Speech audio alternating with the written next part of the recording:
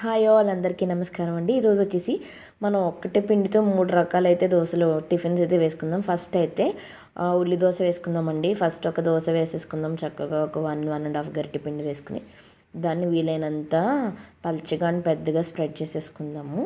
పెనం అయితే ఎక్కువ హీట్లో పెట్టుకోకండి, మీడియం హీట్లో పెట్టుకుంటే దోశ అనేది మనం స్ప్రెడ్ చేసుకోగలం.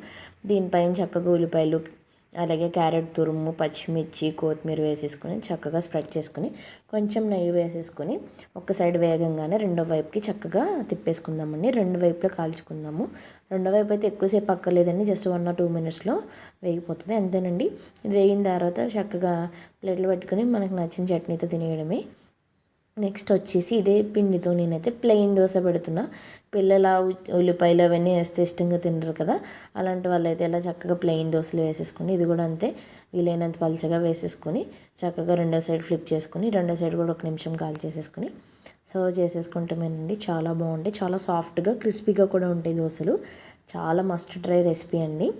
ఇప్పుడు వచ్చేసి మనం అదే పిండితో ఊతప్పం అయితే ఒక గరిటె వేసుకుని ఎక్కువ మనం స్ప్రెడ్ చేయకూడదు, జస్ట్ కొంచెం అటు ఇటు అని ఉల్లిపాయలు అవన్నీ వేసుకుని మూత పెట్టుకోవాలండి.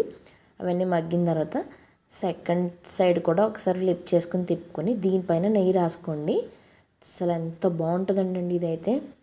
రెండో సైడ్ ఫ్లిప్ చేసుకోకుండా కూడా అలా కూడా తినేయచ్చు, మీ ఇష్టం. ఇంకా ట్రై చేయండి. థ్యాంక్